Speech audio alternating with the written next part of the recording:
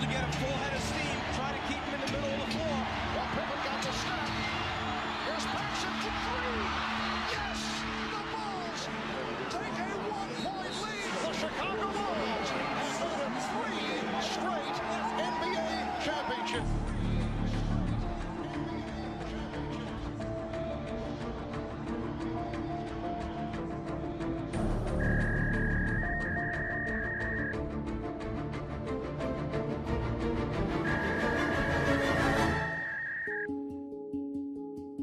So I'd imagine Michael's about to come into the podium. The newest Bull, Tony Kukoc, walking in. There's Michael. So it was just a media frenzy in front of the Berta Center, and once I got in, they told me that Michael is retiring that day. That everything kind of, I don't want to say breaking apart. My dreams are actually breaking apart. I came with the idea to play with the best player.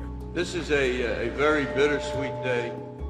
It's a certain sadness because the greatest athlete to ever play a team sport is leaving the game.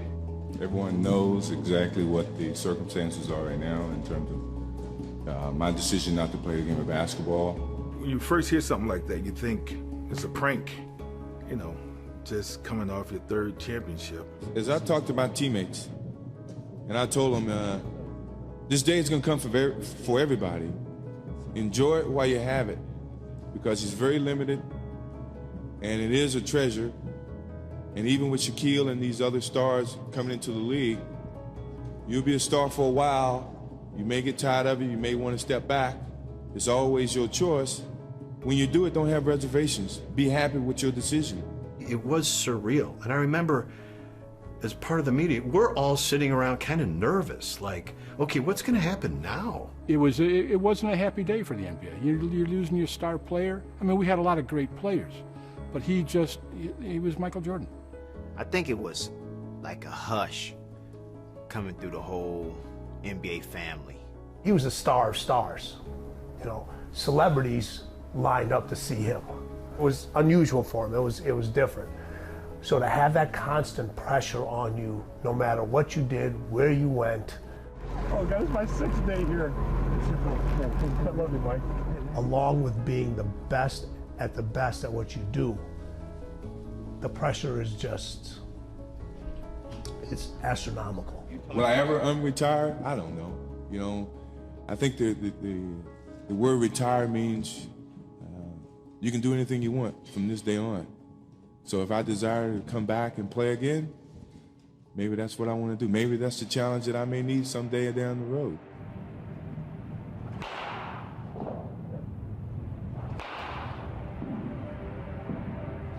Well, I got this whole idea from Bo, from Dion, you know, the guys who've made that transition to play 2 sports. And I'm saying, well, you know, I always wanted to play baseball, and I kicked myself for not playing in college when I had the opportunity to play in college.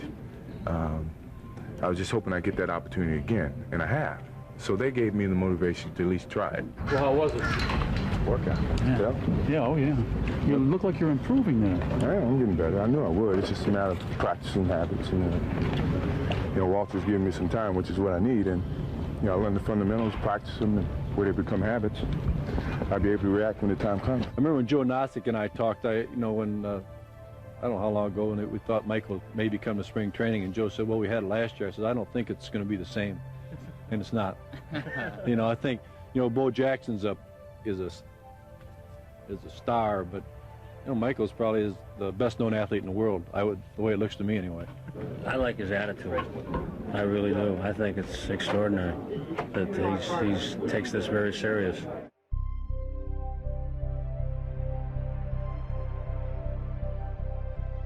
No matter what Bud Selig has ever done or will ever do again, his place in history is secure. He, as the acting commissioner who officially canceled the 1994 playoffs and World Series on this, the 34th day of the baseball strike. If the baseball strike had not happened, I don't know if this would have materialized. It might have materialized later, but if that baseball strike was not, he was all in. Michael Jordan was pegged for the Chicago White Sox AA club in Nashville, but he refused to challenge the baseball union, and Jordan left camp last week. It was a very negative when it came to sports. The board also voted to cancel the season effective noon on Tuesday, January 10th, in the event the agreement is not reached. I could remember vividly being in Madison Square Garden watching on the telescreen the O.J. chase scene on the freeway. This is a Channel 5 News special report. There is a rather amazing story developing in Los Angeles this hour where California Highway Patrol is in pursuit of a white Ford Bronco, a car that was reported to be one that might contain O.J. Simpson and a friend earlier today. That was one of the most surreal things I've ever experienced. I think even without all those other factors, I mean, people miss Michael. He would never say this, but look what's going on in sports right now. No, everything that's going on. Okay, it's getting such a bad name. It's getting tarnished. People are looking at us differently. All right, bring it on. Well, I think he transcended just sports in general. It wasn't just the basketball piece, you know. So the track athlete, the bowler, the football player can all identify with the greatness of Michael, and so that's why he was good for sports, because it didn't matter. And then, you know, the grandma, the uncle, they can also, Michael's back, so they're turning on the TV. So he did so much for just sports, not just basketball, but sports in general. I might get in trouble for this. Him and Rod Higgins are really, really good friends. He came and practiced with us 2 or 3 times in Oakland. One morning while Michael was visiting, he calls and asks me, it was early in the morning, I was on my way because I was an assistant coach for Don Nelson. I was on my way to practice, and he called and said, do you think it's okay if I practice with you guys? And then I said, I don't think so, but let me call Nelly. That's what we call Don Nelson. Let me call Nelly and I'll get back to you.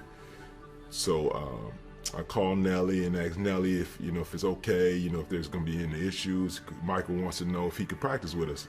Nelly's response was, hell yeah. He ramped up the practice, and we had closed-door practice in the Coliseum. I was injured at the time, so I do remember Michael coming down to practice, and we happened to take the same size. We're basically the same size, same sneaker size, and so he was out kind of, I think we had Tim Hardaway and maybe Latrell Sprewell at that point in time, and they might have been popping off a little bit, and Michael said, Mully, let's go, give me your gear. We went into my locker, put my gear on, and went out there and basically single-handedly beat the Warriors down by himself. And that was when I'm like, this guy's coming back. Jordan, the former 3-time MVP, has been practicing for the last couple of days with his old Bulls club. I had been hearing rumblings as soon as he left last Thursday. The first thing I heard about it was yesterday afternoon, I guess. I heard it this morning. The station called me and said there's a possibility that something going on with Jordan. I heard about something on Monday. How badly do you want to see this come to life? Oh, this is it. Without this, Chicago's lost. Is he coming back? Is he not? Is he gauging his interest? And again, we didn't really know. Here's what it got to be. Who could get there the earliest and camp out all day long? You go to the Berto Center and it's like a stakeout. You have every news crew from in town. You had sports crews, you had the news crews, you had national news crews, and everybody's waiting at the Berto Center where there are gates. So you can only stand on one side of the gate. So we've got 40 people standing on this island where they basically scan their ID, and you see one black Range Rover after another pull up. And we're like, this one's Michael. And it wasn't. It's B.J. Armstrong, and he rolls down his window, and we're like, B.J., do you know anything? He's like, don't know anything yet. It was time to go practice, and once I went to the locker room, and I saw about 40, 50 pairs of Jordans at his locker. I said to myself, there's no way he's just going to practice one practice with the 50 pairs of shoes here being ready. So I remember the one day I catch him going in the back door, Michael. And I'm running up with my crew, and then there's some other reporters follow suit, and we're all running up there, and I'm, Michael. And he just closes the door on my mic. He's just like, Pink. Another day, we catch him coming out, and he's got to go through this little thing. And I'm like, Michael. He rolls down the window, And I stick my mic in there. He goes, "Hey, what's up?" And I go, and I start, and he goes, "Watch yourself." And he puts the window up. That's it. This is one of my jobs, is to help him craft a statement. I consider myself a good writer, and I wrote like 5 or 6 different versions, maybe 6, 7 paragraphs apiece.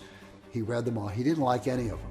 And finally he says, "Give me that paper." He takes I'm waiting to see if, figure it'll take like 10, 15 minutes. He's going to put something together based on the different paragraphs. He just takes out the pen and writes, "I'm back."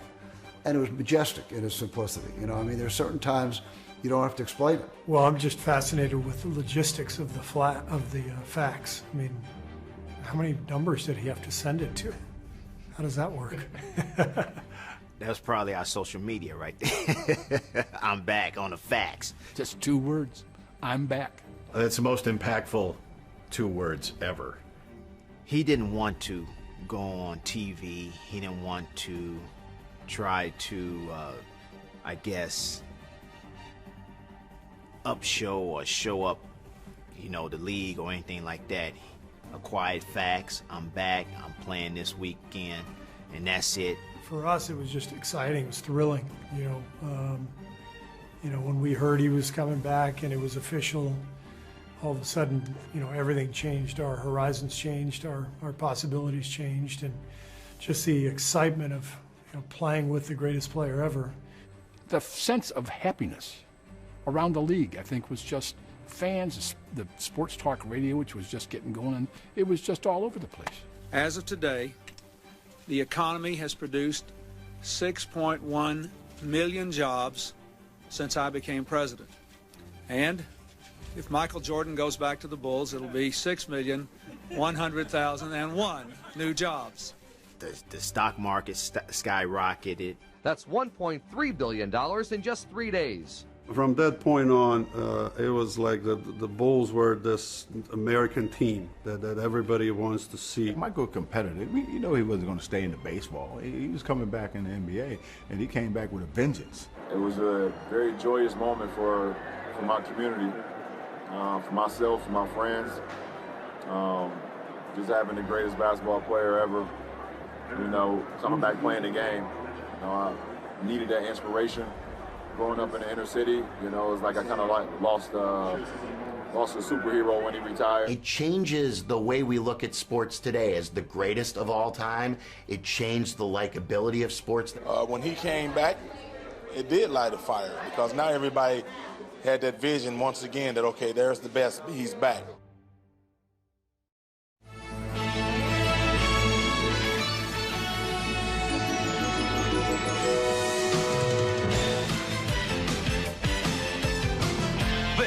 Is the NBA on NBC. Today, it's the Chicago Bulls versus the Indiana Pacers. And listen to the roar at Market Square Arena. SRO crowd sitting in on history. Glad you folks could join us too. Hi everybody, I'm Bob Costas. What Michael Jordan does today and what he will attempt to do in the next several months and maybe years is truly unprecedented. It's never happened in team sports. The atmosphere at Market Square, which is one of maybe my favorite arena in America. I mean, it's like Camden Yards here in Baltimore. It's old school. The fans in Indiana are tremendous basketball fans. And it was like a heavyweight prize fight. Market Square Arena was loud, and it was full of people who hated the Bulls as well, because these are the Reggie Miller Pacers. These are the Pacers that are good enough to probably win a championship if Michael isn't in the way. So you have the effect of Pacer fans hating that Michael is back, but knowing that they're seeing history at the same time. For 21 months, the NBA was without its supreme artist. There may be many interesting peripheral aspects to both his departure and return, but at the heart of it is simply this: the best in the world is back. And in a sports world darkened by constant talk of money, strikes, and lockouts, here's a shining reminder of why we're drawn to sports in the first place. The drama, the anticipation, the sheer beauty of the moment. Today, an artist returns to his true canvas, the hardboard courts of the NBA. Michael Jordan is back. The scene was amazing. It was like a, mega media outing, and When he got there, they put him in a separate locker room from the team. And I just kind of, quietly took some pictures, And every time the camera clicked, I remember it just sounds so loud. And I didn't want to upset him, but I wanted to get some pictures because I knew it was a historic moment. This is stuck in my head. I'm jostling to try and get as close to that tunnel as possible to see that first time that Michael and the Bulls are coming out of the tunnel as a different Bulls organization. And it was lined with people and hangers-on and media and news, not just sports media, but news people.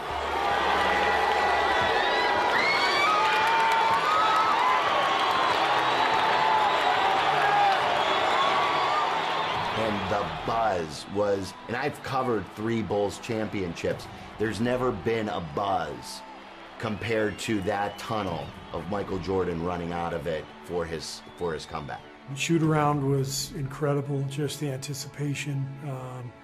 The energy in the building when we ran onto the court was incredible. It was before cell phone cameras, and I remember seeing about, 5,000 flashes go off as soon as we ran out onto the court. The moment is nearly at hand. Michael Jordan's return to the NBA. 6'6" from North Carolina, number 45, Michael Jordan. So 21 months after his last appearance in an NBA game, only 5 months after his number 23 was raised to the rafters in Chicago, Michael Jordan has returned. Yeah, I think mentally he's still focused in on basketball and has been watching it closely. And he's been practicing with them for the last week and a half or so. So I think conditioning-wise, he might be a little bit tired early in the excitement and the drama and all that, but come third or fourth quarter, he'll be the same old Michael. Michael Jordan on Reggie Miller here at the start, and Jordan comes up with the ball. I really wasn't looking to shoot early because I was trying to get in the flow of the game.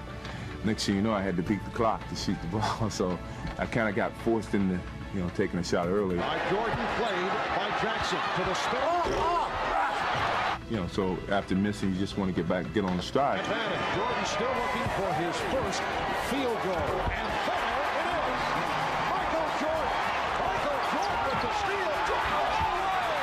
Once I stepped on the floor, I really felt good. Seconds, now they go up. Here's Jordan slicing his way, setting up Weddington. Back to McHugh for the shot, and we go to overtime. All is back and working well, and Jordan goes off the mark. Pippen trying to keep it alive. The scoring of Scottie Pippen in the fourth quarter. Pippen coming up short. Time running down. 3 seconds to go. It will be Indiana ball. Pippen with 41 to lead Chicago. Miller with 28 and a gallant effort for the Pacers, who have won it in overtime. All right, Michael, you got one under your belt. How does it feel? Well, as you see, my timing was a little bit off today. I was just trying to get my rhythm back, and I don't know if it was a good game for me to come back. Reggie seemed very energized, and so it's my first game back, and I know it's not going to happen in one game. It's going to take a little bit till I get my timing back, but hey, I'm back. That's all that matters. When you love something for so long, when you try to walk away from it, I think at the time that I walked away from it, I probably needed it, mentally more so than anything. But I really truly missed the game, and I missed my friends, certainly I missed my teammates, and I missed the atmosphere a little bit, and so I was eager to get back into the rim of things. Michael had tremendous respect for the people who came before him and paved the way for the opportunity that he enjoyed, in the NBA. I wanted to instill some positive things back to the game. There's a lot of negative things that have been happening to the game. And I guess in terms of me coming back, I come back with the notion of, the Magic Johnson and the Larry Birds and the Dr. J's, all those players who paved the road for a lot of the young guys. And the young guys are not taking care of their responsibilities in terms of maintaining that love for the game. He was that guy that was carrying the torch, and I thought, he was right. The game wasn't being respected. A lot of guys was just coming in, just, talking and not really being students of the game and not really understanding what they need to do to go out there and prepare themselves for games. This is like that, the King Arthur. Everybody tried to pick up a sword and a baton up, they couldn't do it. They could.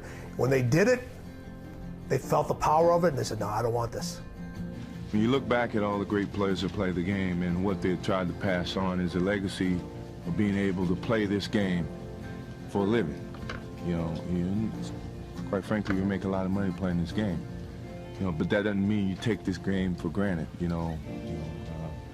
And you treat it like dirt. I think for the players that's coming behind you, you want them to be viewed as people and not just dumb jocks or dumb athletes who make a lot of money. They're professionals, and we're professionals, and we're being treated like lawyers and doctors because of the salaries that we receive. So let's act like sensible people and do the jobs that you're asked, and certainly not use it as some sense of power to do whatever you want just because you have those thoughts.